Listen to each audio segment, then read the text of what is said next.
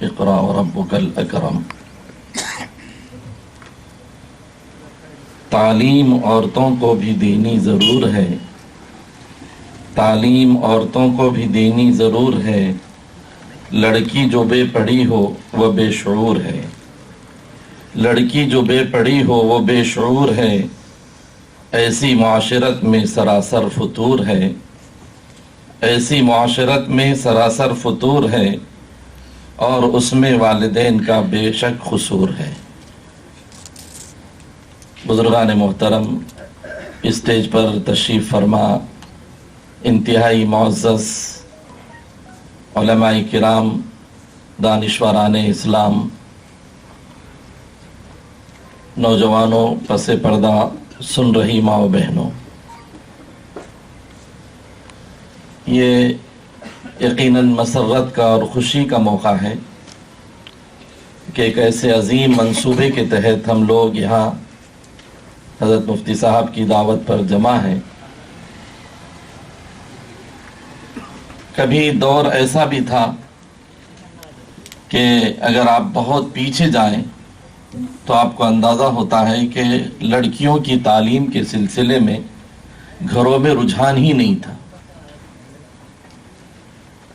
علامہ حالی رحمۃ اللہ علیہ کا میں نے شعر پڑھا ہے، اس زمانے کی باتیں ہیں کہ ان کے دور کی بات انہوں نے اپنے قلم سے لکھی ہے کہ ہمارے گھروں میں خود لڑکیوں کی پڑھائی کے سلسلے میں تصور ہی نہیں ہوتا تھا کہ کوئی بچی پڑھے۔ وہ یہ سمجھا کرتے تھے کہ یہ بچیوں کو گھروں میں رہنا ہے، گھروں کے کام کاج سے متعلق ہونا ہے۔ لیکن انہوں نے ہی خود اپنے پوتی کا واقعہ لکھا کہ میں ایک موقع پر گھر کے اندر موجود تھا اور میری پوتری جو ہے گھر کے کام کاج کے ساتھ گھر کے اندر ہی کچھ سیکھا کرتی تھی، اردو، اور وہ سیکھ رہی تھی اور سیکھتی تھی اور کام میں رہتی تھی۔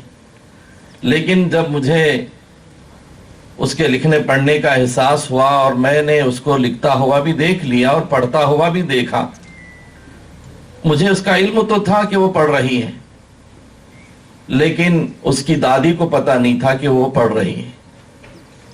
دادی نے مجھے شکایت کے طور پر ایک مرتبہ کہا کہ اب ہماری بچی تو آزاد خیال ہو رہی ہے اور لکھنے پڑھنے میں آ گئی ہے۔ تو علامہ حالی رحمۃ اللہ علیہ بڑے شاعر گزرے ہیں، انہوں نے کہا کہ مسکرا کر کہا ہاں میں بھی جانتا ہوں۔ غرض میں یہ کہنا چاہتا ہوں کہ ایک دور پڑھائی کے سلسلے سے بہت دور کا بھی تھا، لیکن آہستہ آہستہ جب یہ نظام بڑھتا رہا اور تعلیم عام ہوتی رہی تو اب ماشاءاللہ اسکولز اور کالجز اور یونیورسٹیز، دنیاوی تعلیم کے درسگاہیں بھی، اسی طرح دینی تعلیم گاہیں بھی عام ہوتی چلی گئی۔ لیکن باوجود اس کے مسلمانوں کا بہت بڑا طبقہ اب بھی اپنے پڑھنے لکھنے کے اعتبار سے ناخواندہ ہے۔ چھوٹے دیہاتوں کی بات تو چھوڑیے، شہروں کی بات بھی صورتحال اتنی بگڑی ہوئی ہے کہ میں آپ کو شہر حیدرآباد کی بات کرنا چاہتا ہوں۔ ہم گزشتہ کچھ سال پہلے جب سیلاب آیا تھا بابا نگر اور بالاپور وغیرہ کے علاقے کے اندر، اور جو وہاں کے بہت سے گناہ کی باتیں میں اس کو عرض بھی نہیں کر سکتا، ایسے ایسے واقعات وہاں کے نوجوانوں نے اور مردوں نے سنائے کہ یہاں کی عورتیں مختلف کاموں کے اندر اور مختلف جرائم میں ہیں۔ تو اس کے بعد خیال پیدا ہوا کہ وہاں کے حصے کو بھی تعلیم کا میدان بنانا چاہیے، چنانچہ بہت سے علماء کام کر رہے ہیں، ہم بھی کام کر رہے ہیں۔ تو ایک مرتبہ ہم نے جب گلشن علم و ہنر کے نام سے وہاں ایک شعبہ قائم کر کے کام شروع کیا، لڑکیاں تو چھوڑیے، 50-60 سال کی ایک خاتون، جب ہم نے ایک پروگرام رکھا تھا ان کو سند دینے کا، تو اس وقت اسٹیج پر آ کر وہ زبردستی آ کر کے میں کچھ کہنا چاہتی ہوں، وہ آئی اور آ کر کہنے لگی کہ مجھے کلمہ اور نماز بھی نہیں آتی تھی، میں نے اس عمر میں اب یہاں پر سیکھا ہے۔ ایک واقعہ نہیں ہے یہ. دین کے سلسلے میں تو بہت مسائل ہی ہیں ہمارے پاس کہ ان کو کوئی خبر ہی نہیں ہے عقائد کی. جیسے ابھی حضرت مفتی صاحب دامت برکاتہم عرض کر رہے تھے کہ عقائد کی کمزوری کا عالم یہ ہے کہ ان کو دین کی بنیادی باتوں کا علم تک نہیں ہے. حالانکہ یہ وہ قوم ہے، وہ مسلمان ہے جس کے سلسلے میں پروردگار عالم نے رحمت للعالمین صلی اللہ علیہ وسلم کی ذات اقدس پر جو پہلی وحی نازل فرمائی وہ علم سے متعلق. اقرأ بسم ربک الذی خلق، یہ علم سے متعلق ہے، تعلیم سے متعلق ہے. لیکن اس قرآن کو ماننے والے اور احادیث کو ماننے والے، جبکہ حدیث میں بھی حضور پاک نے فرمایا طلب العلم فریضۃ علی کل مسلم، اس کے باوجود بھی دینی علوم سے بھی اور عصری علوم سے بھی مسلمانوں کا بہت بڑا طبقہ بالخصوص خواتین اور بچیوں کا اس سے نابلد ہوتے جا رہا ہے. آپ یقین جانیے کہ شہر نظام آباد تو ماشاءاللہ تعلیم اور مدارس کے اعتبار سے، اسکولوں کے اعتبار سے ایک بہت اچھا ضلع شمار کیا جاتا ہے. لیکن اس کے باوجود میں آپ سے کہنا چاہتا ہوں، آپ گلی کوچوں کے اندر پھر کر اور چل کر دیکھیں اور پوچھیں تو کتنی ایسی بچیاں ملے گی جس کو نہ نماز آئے گی، نہ کلمہ شہادت صحیح سے پڑھنے آئے گا. میں ایک واقعہ آپ کو سناؤں کہ ایک لڑکی کا رشتہ ہوا، حیدرآباد کی ایک سرزمین محلہ ہے ملک پیٹ، بی ایڈ کی ہوئی لڑکی ہے، اور اس کو لڑکے والوں نے پسند کر لیا اور کہا کہ ہم کو یہ لڑکی پسند آ گئی. لیکن لڑکی نے بھی کہا کہ میں وہ گھر دیکھنا چاہتی ہوں جو گھر مجھے بیاہ کر جانا ہے. آج کل ماڈرن زمانہ ہے، بچیاں بہت آزاد ہو چکی ہیں. پہلے کے لوگ اپنے ماں باپ کے رشتوں پر ہی مطمئن ہوا کرتے تھے. اب جب تک وہ خود مطمئن نہیں ہوتی ہیں جب تک ماں باپ آگے نہیں بڑھ رہے ہیں. صورتحال بگڑ رہی ہے، حیا ختم ہو رہی ہے، بے حیائی اور مختلف چیزیں ہمارے معاشرے میں جنم لے رہی ہیں. تو اس لڑکی کے کہنے پر لڑکے والوں نے کہا بیٹا آؤ دیکھو ہمارا گھر آپ کو پسند آ جائے.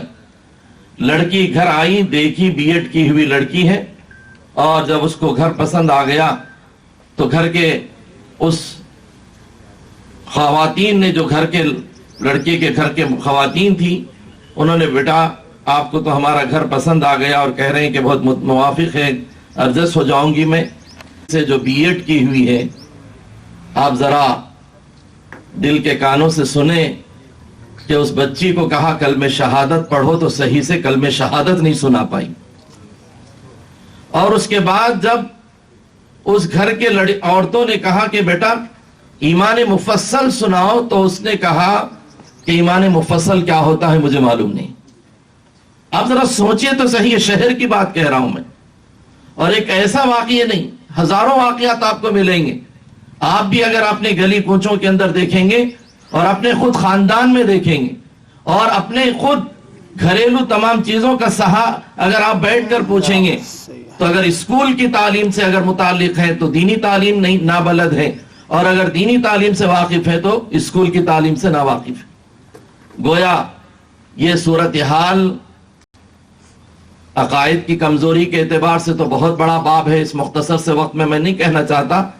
لیکن ہمیں اس اسکولوں کے قائم کرنے کی اور اس کو فروغ دینے کی، ہمارے مالدار ماشاءاللہ بڑے بڑے شادی خانے بنا رہے ہیں، بڑے بڑے شادی خانوں کے اندر لاکھوں کروڑوں خرچ کر رہے ہیں، اور ایسا پیسہ خرچ کرتے ہیں جہاں اپنا نام و نمود ہوتا ہے، ریاکاری ہوتی ہے، دکھاوا ہوتا ہے، لوگ میرے اشش کہیں.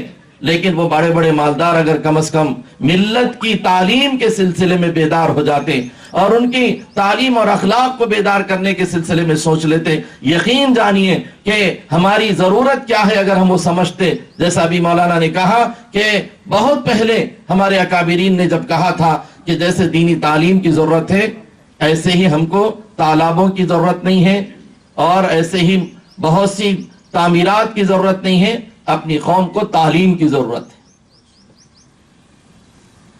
لیکن ہم یہ سمجھتے ہیں کہ وہ پیسہ اگر ہم بور ویل میں خرچ کریں یا پھر جو ہے کسی اور بیوہ کو خرچ کر دیں اور فلاں کو خرچ کر دیں تو بہت زیادہ ثواب ہے، یقیناً ثواب ہے، لیکن اس سے کہیں زیادہ نسلوں کے ایمان کی حفاظت بھی تو ضروری ہے، ان کے عقائد کی حفاظت کی بھی ضرورت ہے۔ آپ جانتے ہیں، یہ واقف ہیں کہ آپ جیسے مینجمنٹ ہے عیسائی اسکول جو چل رہے ہیں، ہمارے ایک شاگرد ہیں مولانا، انہوں نے مجھے ایک مرتبہ کہا کہ میں قرآن پڑھاتا ہوں کچھ بچیوں کو، تو حیدرآباد ہی کی بات کہہ رہا ہوں میں، کہ میں ٹیوشن پڑھاتا ہوں مدرسہ قرآن کا، اچانک باشعور بچیاں ہیں، 9th کلاس میں پڑھ رہی، 10th کلاس میں پڑھنے والی بچیاں ہیں، مسلمان بچیاں ہیں، مسلمان محلہ ہے۔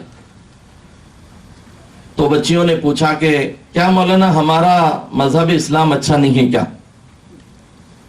مولانا چونک گئے، میرے شاگرد ہیں وہ، انہوں نے میرے سے براہ راست کہا، چونک گئے ہو، بیٹا تم یہ کیا پوچھ رہے کہ ہمارا مذہب اچھا نہیں ہے کیا؟ تو ان بچیوں نے کہا ہاں ہمارے اسکول میں، وہ عیسائی مینجمنٹ اسکول میں پڑھتی ہیں بچیاں، تو ہمارے اسکول میں ایک اسپیکر آئے تھے اور انہوں نے تقریر کرتے ہوئے یہ کہا کہ مذہب اسلام اچھا مذہب نہیں ہے، میں بھی پہلے مسلمان تھا، اب میں کنورٹ ہو کر عیسائی ہو گیا۔ اب آپ اسکولوں میں کیسی تقریریں ہو رہی ہیں، کیسی ذہن سازی ہو رہی ہے، کیسا ذہن بنایا جا رہا ہے۔ ایک اسکول کی بات نہیں، ہمارے پاس ابھی چونکہ اسکول کی بات آئی تو میں کہہ رہا ہوں، ہمارے بہت سے مالدار اپنے بچوں کو اپنا ایمان برباد کرنے کے لیے ایسے اسکولوں کے اندر ڈالتے ہیں جو انٹرنیشنل لیول کے ہیں اور بہت ہائی فائی ہیں اور بہت زیادہ تعلیم کا نظام ہے اور بہت خوبیاں ہیں اور فلاح ہیں، اس کی تعریف کرتے ہیں۔ ارے بعض تو ایسے بھی نظر آئے ہیں کہ آ کر ایک مولانا کے سامنے عرض کر رہے ہیں کہ میرا فلاں بچے کا جو ہے وہاں پر ایڈمیشن نہیں ہو رہا تھا، میں نے اس کے لیے روزہ رکھا، وہ بھی عیسائی مشنری اسکول۔ حیدرآباد کی بات میں آپ کو تھوڑا سا تائرانہ طور پہ بتا رہا ہوں، شہر کے بڑے عالم دین کے پاس آ کر کہہ رہے ہیں کہ میں نے وہاں داخلہ میرا بچے کو مل جائے، میں نے روزے کی نیت مانی۔ تو اس بچی کے علاوہ میں حیدرآباد کا ایک انٹرنیشنل انگلش میڈیم اسکول ہے، اس میں بالکل مالداروں کے بچے پڑھتے ہیں، کاروں میں جاتے ہیں، گاڑیوں میں اترتے ہیں۔ ایک ہمارے پاس وہ مولانا ہو گئے ہیں، ہمارے پاس پڑھاتے ہیں، وہ پڑھتے تھے وہاں پر، بڑے گھرانے کے ہیں ماشاءاللہ۔ تو ان کے والد نے انہیں نکالا اس میں سے، وہ کہہ رہے تھے کہ ہم جب پڑھتے تھے اور جب اسمبلی ہوتی ہے اور جب ان کا جو پریئر ہوتا ہے صبح کے موقع پر جو بچوں کا، تو پورے ماسٹر اور ٹیچر ہر جو لائن ہوتی ہے، صفحے بنی ہوئی ہوتی ہے، اس میں گول گھومتے رہتے ہیں یہ دیکھنے کے لیے کہ جو اشلوک پڑھائے جا رہے ہیں اور جو غیر مسلموں کے اشلوک اس میں پڑھائے جاتے ہیں، اگر وہ پڑھاتے وقت اگر کوئی بچہ خاموش ہے تو اس کو ٹوکتے ہیں باقاعدہ پڑھانے کے لیے، اور اگر نہیں پڑھتا ہے تو اس کو پنشمنٹ دیا جاتا ہے۔ اور انہوں نے آگے بڑھ کر کہا مولانا کبھی کبھی تو ایسا ہوتا تھا جب ان لوگوں کی کچھ بہت زیادہ اہم مواقع آتے ہیں تو ہماری پرنسپل جو خاتون تھی وہ گائے کا پیشاب بچوں کے سامنے لے کر پیتی تھی اور یہ کہتی تھی کہ مجھے اس سے سکون ملتا ہے۔ یہ کیا ہے؟ یہ بچوں کے ذہن و دماغ کو تبدیل کرنے کا ایک انداز ہے۔ اور آپ جانتے ہیں کہ تعلیم کے راستے سے انسانوں کو بگاڑا بھی جاتا ہے، سنوارا بھی جاتا ہے، اور اگر تعلیم اچھی ملتی ہے تو سنورتا ہے، اور اگر تعلیم خراب ملتی ہے تو بچہ بگڑتا ہے۔ اس لیے کبھی ہماری تعلیم گاہیں اسکولز بدلتا جا رہا ہے، جیسے خود مرکزی حکومت کا جو منصوبہ اور پلان بن چکا نہیں بلکہ بعض ریاستوں میں وہ چلن اس کا شروع ہو چکا ہے اور وہ اپنا جو ہے سلیبس قائم کر چکے ہیں۔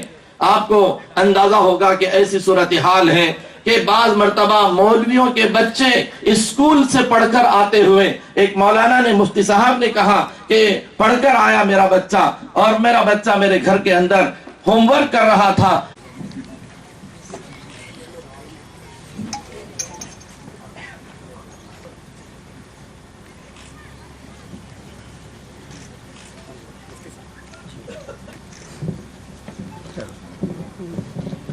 اللہ تعالی ہمارے حاجی صاحب کو جزائے خیر عطا فرمائے۔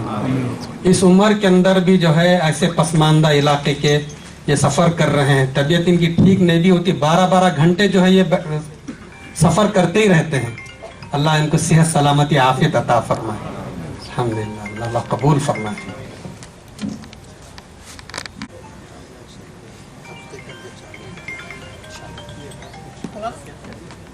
الشیطان الرجیم. بسم اللہ الرحمن الرحیم.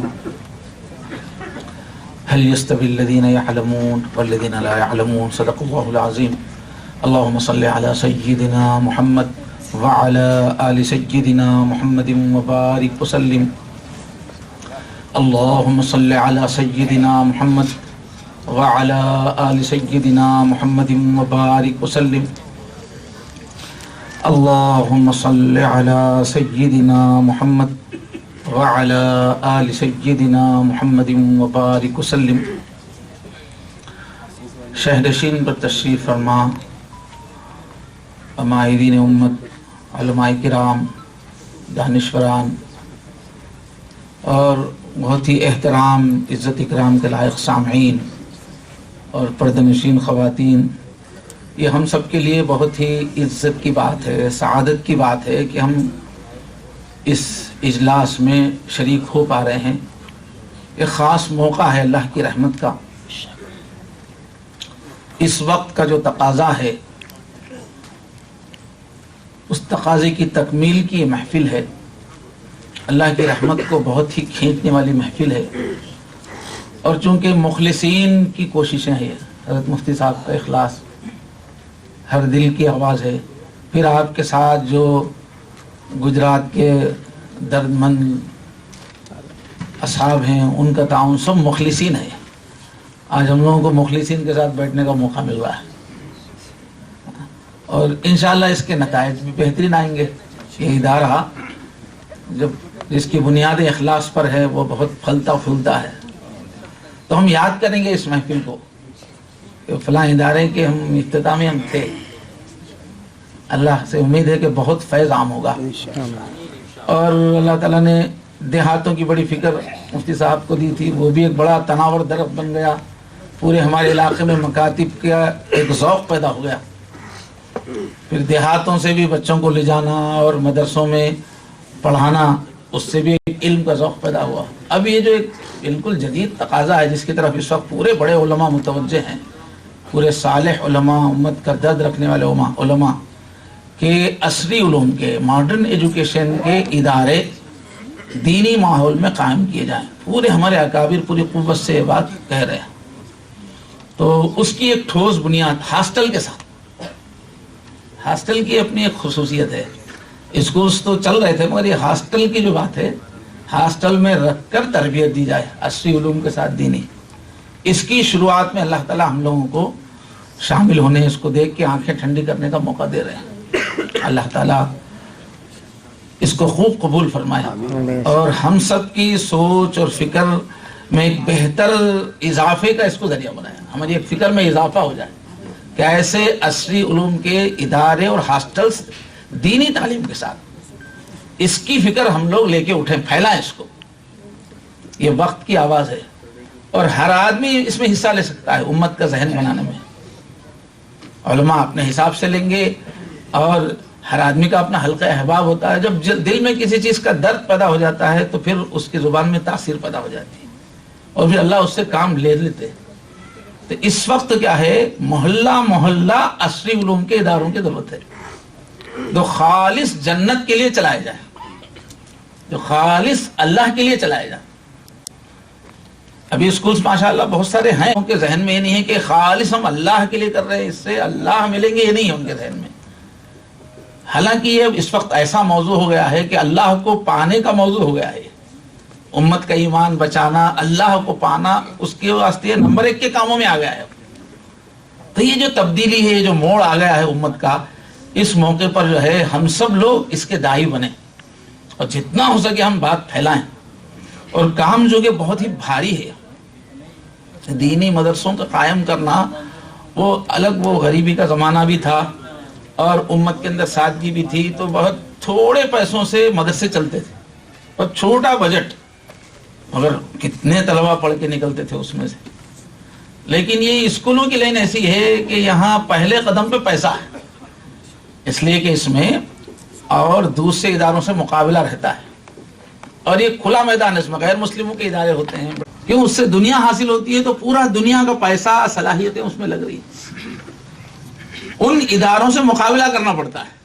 جیسے ہی ہم اسکول انگلش میڈیم اسکول کھولتے ہیں تو گویا ہم ایک مقابلے کے میدان میں اتر جاتے ہیں، اور اس میں داخل کرنے والے سوچتے ہیں کہ ان کا معیار تعلیم کیا ہے، اور ان لوگوں کے معیار تعلیم سے جو ہے وہ چیک کرتے ہیں، اور چونکہ عصری علوم کا مقصد ہی دنیا میں ترقی کرنا ہے بنیادی طور پر، تو لوگ اس کو دیکھتے ہیں۔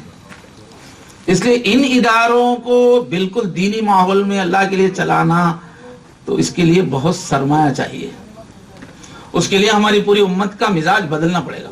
بہت پیسہ لگانے کی لائن ہے، یہ بہت قیمتی لائن ہے، لیکن یہ کہ بہت ضروری ہو گیا۔ تو برکت کے طور پہ پہلے چونکہ ایک علمی ادارہ، یہاں عالمیت کی بھی تعلیم ہوگی، صالحات کی بھی تعلیم ہوگی، صرف یہ اسکول نہیں، یہ حضرت مفتی صاحب جو اس کو قائم کر رہے ہیں، اس میں عصری علوم کے ساتھ ساتھ دینی بھی تمام لیول کے علوم کی نیت ہے، وہ سارے کورس چلنے والے ہیں۔ اس واسطے برکتاً ہم کچھ حدیثیں جو ہے تھوڑا سن لیں، تاکہ ہمارے کے اندر اور کام کی طاقت میں، روح میں اضافہ ہو جاتا ہے۔ تو برکتاً فرمایا کہ پہلی وحی جو آئی ہے وہ علم دین کے لیے آئی ہے، اقرا، پڑھنے پڑھانے سے قرآن کی تعلیم کا شروعات ہے، اور قرآن مجید میں 850 جگہ علم سیکھنے کا ذکر ہے، 850 جگہ پر۔ اور ہمارے نبی صلی اللہ علیہ وسلم کو اللہ نے جو دعا سکھائی، وَقُلْ رَبِّ زِدْنِی عِلْمًا، میرے لاڈلے میرے حبیب آپ یہ ہمیشہ دعا کرتے رہو، اے اللہ میرے علم میں اضافہ فرمائیے۔ اب حضور کو زندگی بھر یہ دعا کرنا ہے کہ اللہ میرے علم میں اضافہ فرمائیے۔ تفسیر قرطبی میں امام قرطبی لکھتے ہیں کہ اگر علم سے زیادہ افضل کوئی چیز ہوتی، اس سے زیادہ درجے والی، تو اللہ تعالیٰ اپنے نبی کو اس کے مانگنے کی تلقین کرتے تھے، لیکن چونکہ علم سے بڑی کوئی چیز ہے ہی نہیں، اس لیے اللہ تعالیٰ اپنے نبی کو یہ دعا سکھا رہے ہیں۔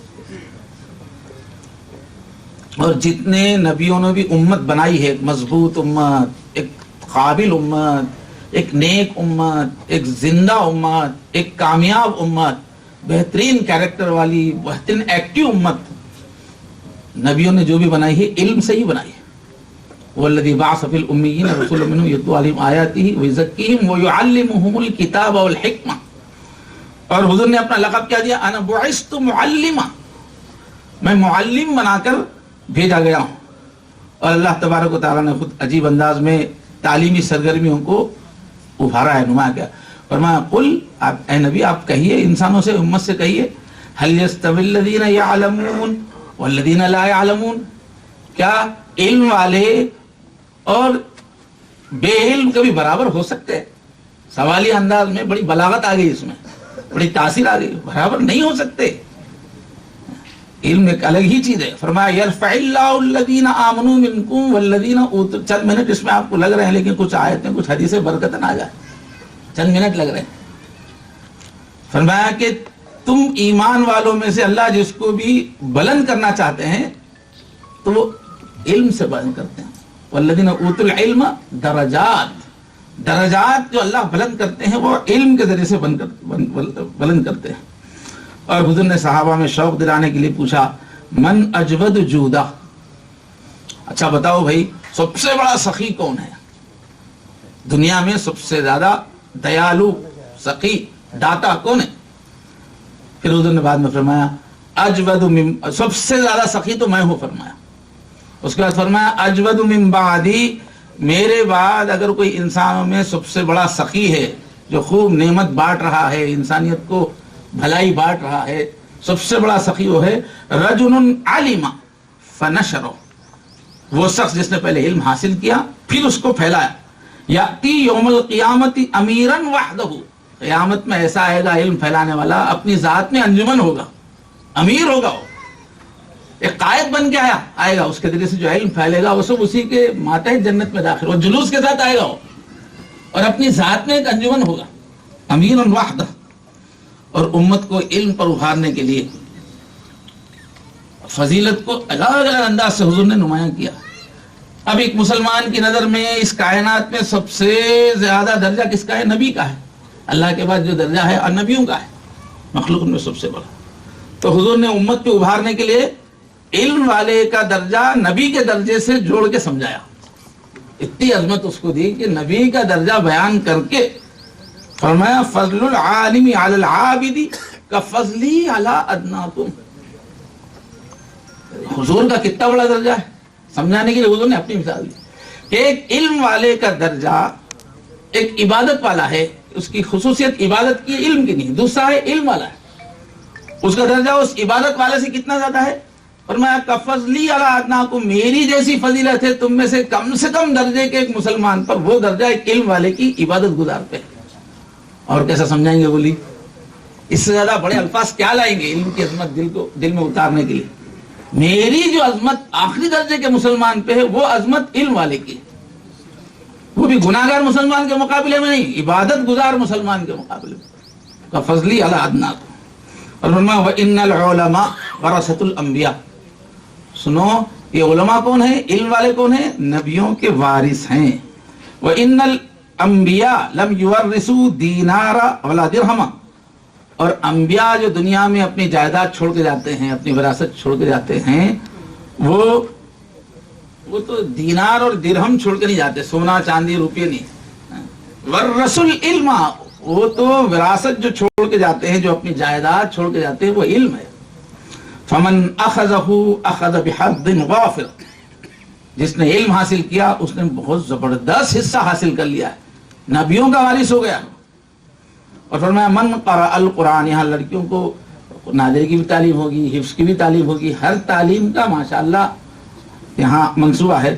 من قرأ القرآن، جس نے قرآن مجید پڑھا، فقد استجد النبوۃ بین جنبی، اس کا کیا ہے؟ اس نے نبوت کو اپنے دونوں پہلوؤں میں سمیٹ لیا ہے، نبوت کا خزانہ اس نے اپنے اندر لے لیا ہے. غیر انہ لا یوحی، ہاں اس پر وحی نہیں ہوتی اس کے وقت، اس وقت جا کے فرشتہ اللہ کی وحی نہیں اتارا، لیکن جو فرشتہ لا چکا ہے وہ وحی اس کے سینے میں آ چکی ہے. حاکم کی روایت. تو ایک تو کیا ہے؟ نبیوں سے جوڑ کے بیان فرمایا، نبیوں کی فضیلت بول کر پھر علم کی فضیلت بیان کی. اور ایک کیا ہے؟ واضح طور پر جو انسان کو سمجھ میں آتا ہے کہ اپنی جان دے دینا یہ سب سے بڑا عمل ہے. جہاد میں جا کے اپنا گلا کٹا دینا، اس سے بڑی اور کیا قربانی دے سکتا ہے آدمی؟ تو حضور نے جہاد کا سامنے مثال دے کر علم کی عظمت سمجھائی. تو فرمایا من خرج فی طلب العلم فهو فی سبیل اللہ حتی یرجع، کہ جو کوئی علم دین حاصل کرنے کے لیے اپنے گھر سے نکلا، مدرسے میں گئے، تعلیم کی جگہ پہ گئے، تعلیم حاصل کر رہے ہیں، تو جب تک لوٹے نہیں وہ جہاد میں ہے، اللہ کے راستے میں. علامہ ابن قیم بڑے محدث ہیں، انہوں نے لکھا کہ کیوں جہاد کے برابر کیوں کہہ رہے ہیں پڑھنے پڑھانے کو؟ فرمایا اس لیے کہ جہاد سے جس طرح سماج میں زمین پہ اسلام قائم ہوتا ہے، ایسی علمی سرگرمیوں سے بھی اسلام قائم ہوتا ہے. بلکہ عام ماحول میں اسلام جو قائم ہوتا ہے علمی سرگرمی، مدرسوں سے، تعلیم سے، پڑھنے پڑھانے سے اسلام قائم ہوتا ہے. اور چونکہ وہی کام جہاد کرتا ہے اس لیے حضور اس کو جہاد کا کی مثال دے رہے ہیں. اور واضح الفاظ میں حضور نے فرمایا فَهُوَ بِمَنْزِلَةِ الْمُجَاهِدِ فِي سَبِيلِ اللَّهِ. اب جو لڑکیوں کا تعاون کرنے کے لیے آپ لوگ ابھی نام لکھا رہے ہیں، سمجھے، جو علم دین کے طلباء کے لیے آپ لکھا رہے ہیں، ان کا درجہ کیا ہے؟ فرمایا کہ اللہ کے راستے میں جہاد کرنے کے برابر. جب تک وہ 4 سال 5 سال جو بچیاں رہیں گی وہ 5 سال جہاد کر رہے ہیں اور آپ ان کو گھوڑا دے رہے ہیں، آپ ان کو ہتھیار دے رہے ہیں، آپ اسلام کی بقا کی جنگ میں حصہ لے رہے ہیں. اور ایک ایک یہاں پر پڑھنے والی وہ مجاہدہ ہے، وہ اسلام کو قائم کر رہی ہے. اور تو مسند فردوس میں فرمایا طلب العلم افضل عند اللہ من الصلاة والصیام والحج والجہاد فی سبیل اللہ. اس میں تو حد ہو گئی، مدرسوں کو قائم کرنا، ان اداروں کو آگے بڑھانا، اس کی فضیلت سمجھنے کے لیے اس میں تو انتہا ہو گئی. فرمایا علم کا حاصل کرنا اللہ کے نزدیک افضل ہے، زیادہ بڑا وہ فون نمبر اگر لکھا دیں سہولت سے تو بہتر رہے گا. ایک چھوٹا سا پروگرام ہے. ماشاءاللہ محمد یوسف صاحب جویلرز نے 2.5 لاکھ روپے لکھائے تھے، اب ان کی جانب سے 3 لاکھ روپے ہیں. جزاک اللہ خیر و احسن الجزا.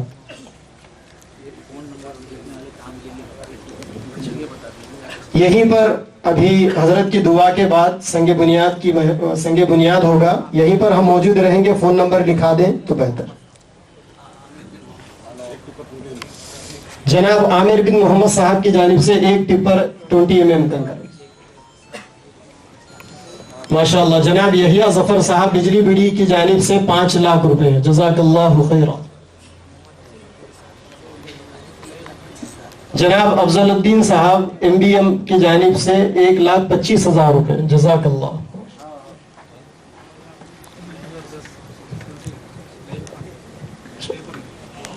जनाब लई खान साहब पेपर मिल की जानिब से 3,000 स्क्वायर फीट के हरकियाती फ़आल कांग्रेसी कायद है। वो हमारे इस इजलास के मेहमान मोहतरम दूर से तशरीफ लाने वाले जनाब अब्दुल अजीज माटली वाला साहब की शालपोशी करें। जनाब ताहिर बिन हमदान साहब।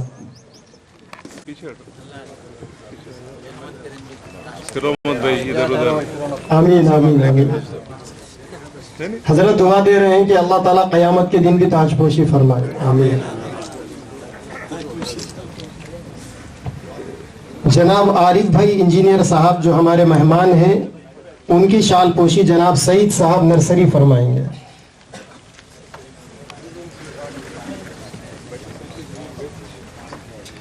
तकाज़ों को पूरा करना, मुस्तकिल लगे हुए हैं। अल्लाह ताला बेहतरीन बदला अता फरमाए। हमारे इदारे के लिए भी यहाँ लगा हुआ है, उन्हीं का प्लान फाइनल किया हुआ है। प्रोग्राम के बाद आप हजरात देख सकते हैं।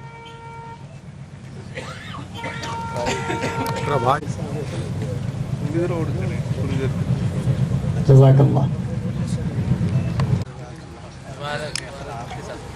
हजरत मुफ्ती सईद अकबर साहब से गुजारिश है कि हजरत की शालपोशी फरमाए।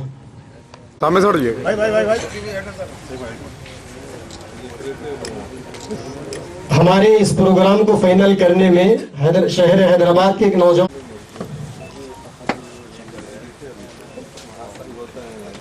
मजलिस तहफ़्फ़ुज़ जी हजरत मौलाना सलीम साहब, हजरत मौलाना सलीम साहब कई मदारिस कई मसाजिद का प्लान डालते हैं। ये प्लान भी उन्होंने फाइनल किया, फिर आरिफ साहब ने उसको हरी झंडी दिखाई। बड़ी खिदमत है, अल्लाह ताला बेहद कबूल फरमाए। मजलिस तहफ़्फ़ुज़ ख़त्म नबूवत ट्रस्ट तेलंगाना आंध्रा के ख़त्म नबूवत ट्रस्ट तेलंगाना व आंध्रा, और आखिरी हजरत मौलाना शाहिद साहब मज़ाहिरी दामत बरकातुहुम मजलिस तहफ़्फ़ुज़ था। हजरत मौलाना मुसद्दिक़ुल क़ासिमी साहब दामत बरकातुहुम, बड़ी दीनी जिम्मेदारियां हैं हजरत की, उनके भी इदारे चलते हैं खानापुर में, हैदराबाद में। हजरत ने अपनी जानिब से 30,000 रुपए का ताउन लिखाया है। अल्लाह बेहद कबूल फरमाए। अब हम इंतहाई अदब व एहतराम के साथ हजरत मौलाना शफीउद्दीन नदवी नक्शबंदी मुजद्दिदी दामत बरकातुहुम से गुजारिश करेंगे कि हजरत की दुआ होगी, दुआ के बाद संगे बुनियाद होगा, फिर नमाज होगी, फिर सारे मेहमानों के लिए रैयान फंक्शन हॉल के अंदर ताम का इंतजाम है। मजलिस क्रिया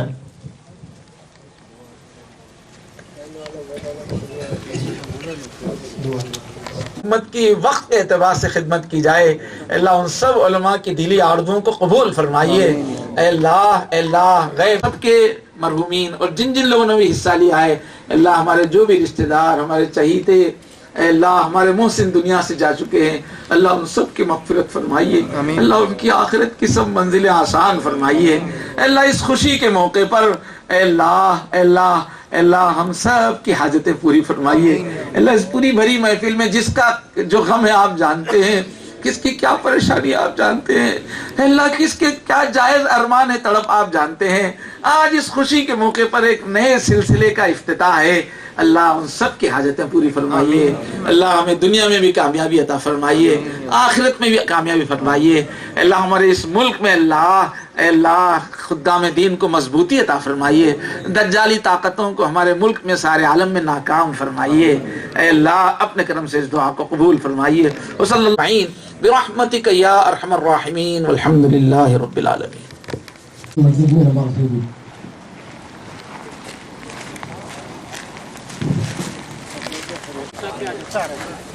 थोड़ा दूर दूर जरा भाई, थोड़ा पीछे, थोड़ा दूर दूर, थोड़ा गैप दीजिए। मौलाना शेख सरवर साहब, भाई मौलाना शेख सरवर साहब,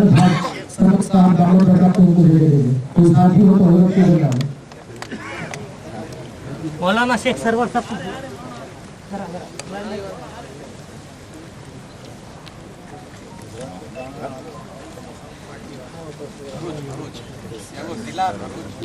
माटली वाला नाम से दारू माटली वाला हाई स्कूल हाँ माटली वाला हैदर साहब थोड़ा सा पीछे, ऐसा सीधा खड़े रहो, लोग वो मत आने दो। ये लोग सही ठहरे, आप लोग भी थोड़ा सा क्रॉस होकर ठहरे तो अच्छी आती तस्वीर। है सफल भी है आपका नहीं है राहिल भाई उधर अरे यार तुम सामने कहीं क्यों आया? जी जी ले नहीं मैं अंदर हूँ, चलिए सेक्रेटरी चलिए। रेडी ना हाँ रेडी है, रेडी है, ओके। आप लोगों का फेस वाला थोड़ा राहिल आप खाली जबान से बोलिए।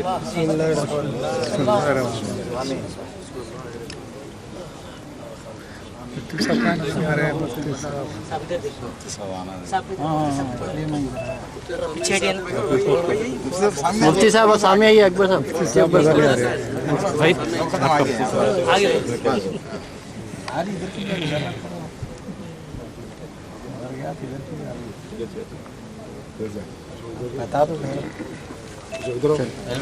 आगे ठहरिए वैसे ठहरिए बाबर भी पीछे बाबर भी देख पाते हटा दो, चलिए जैसा करना है कर लीजिए आप। फिर आप नीचे इनके ये मौसम सब आगे इनको हाफिज साहब हटिए, वही तुमको हटाओ। मुजीब साहब पीछे हटिए, पीछे हटिए। पहले सब पकड़ के इधर देखो हाँ यहाँ देखिए खबीर भाई खबीर भाई भाई दादा थोड़ा फोन आ रहा है आपका, थोड़ा आपको होना तो क्लिप दे दे सुमित।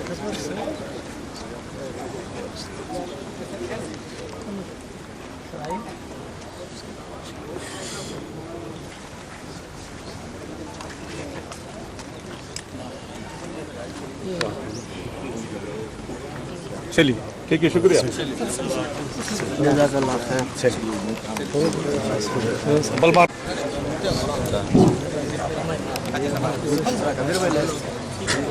हाँ ले लो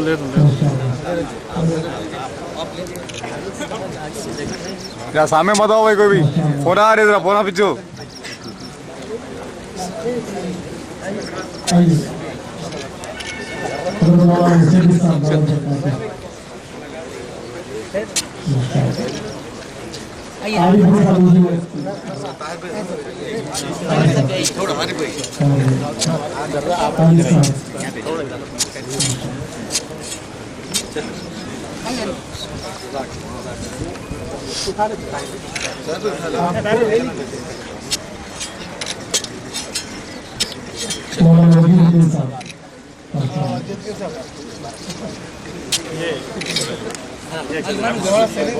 मौलाना सलीम साहब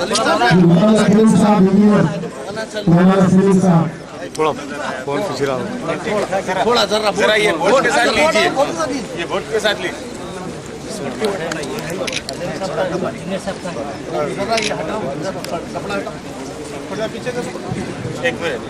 थोड़ा आगे लो और आगे लो।